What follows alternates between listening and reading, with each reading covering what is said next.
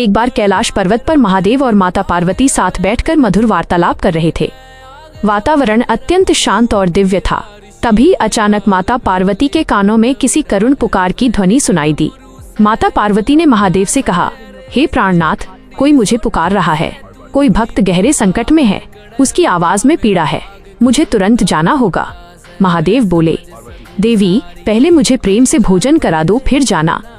माता पार्वती बोली, स्वामी, समय बहुत कम है, मेरे भक्त मुझे व्याकुल होकर पुकार रहे हैं, मैं देर नहीं कर सकती। माँ अपने बच्चों की पुकार अनसुनी नहीं कर सकती। महादेव ने गंभीर और चिंतित स्वर में कहा, देवी, मुझे अच्छा नहीं लग रहा। मुझे प्रतीत हो रहा है कि तुम्हारे ऊपर कोई बड़ा संकट आने वाला है।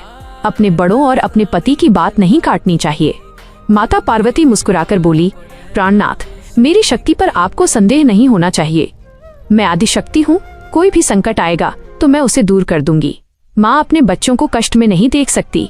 महादेव बोले, फिर भी देवी, मेरी बात मान लो। लेकिन माता पार्वती ने विनम्रता से कहा, स्वामी, मैं शीघ्र ही लौट आऊंगी, आप यहीं प्रतीक्षा करें। ये कहकर माता पार्वती तेज कदमों से वन की ओर चली गई। मार्ग में फिर उन्हें वही करुण पुकार सुनाई दी और वे उस दिशा में और तेजी से आगे बढ़ीं। थोड़ी दूर जाने पर वे अपने भक्तों के पास पहुंची और करुणा से भरे स्वर में बोली, बताओ पुत्रों, तुम्हें क्या चाहिए? किस संकट ने तुम्हें घेर लिया है? तभी अचानक आकाश काला हो गया, भयानक गर्जना हुई और वहां अनेक दानव और राक्षस प्रकट हो गए। उनकी आंखों में क्रूरता और अहंकार झलक रहा था। उन्होंने अपनी मायावी शक्तियों से माता पार्वती को जादुई बंधनों में जकड़ लिया और जोर जोर से अट्टहास करने लगे। माता पार्वती बोली, पापियों, तुमने ये क्या किया? मुझे तुरंत मुक्त करो, मैं अपने भक्तों की रक्षा कैसे करूंगी? राक्षस हंसते हुए बोले, अब तुम कभी मुक्त नहीं हो पाओगी। हम धरती पर राज करेंगे और सभी मनुष्यों को नष्ट कर देंगे।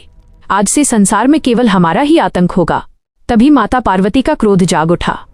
उनके नेत्र अग्नि के समान लाल हो गए। उन्होंने गर्जना करते हुए कहा, मैं ऐसा कभी नहीं होने दूंगी। यदि तुमने धरती पर रहने वाले मेरे भक्तों को हानि पहुंचाई तो तुम्हें ऐसा दंड मिलेगा जिसे युगों तक याद रखा जाएगा। यह कहते ही माता पार्वती ने माँ दुर्गा का भयानक और दिव्य रूप धारण कर लिया। उनके 10 दिशाओं में तेज फैल गया। हाथों में अस्त्र शस्त्र प्रकट हो गए। उन्होंने अपनी दिव्य शक्ति से सभी दानवों और राक्षसों को हवा में उछाल दिया और धरती में गाड़ दिया। उनकी एक गर्जना से पूरा वन कांप उठा। चारों ओर उनका दिव्य प्रकाश फैल गया। वातावरण पुनः शांत होने लगा। तभी वहां महादेव और गणेश जी प्रकट हुए। महादेव बोले, देवी, अब शांत हो जाओ, अब भी मेरी बात मान लो। माता पार्वती ने अपने वास्तविक स्वरूप में लौटकर महादेव के चरणों में प्रणाम किया और बोली, स्वामी,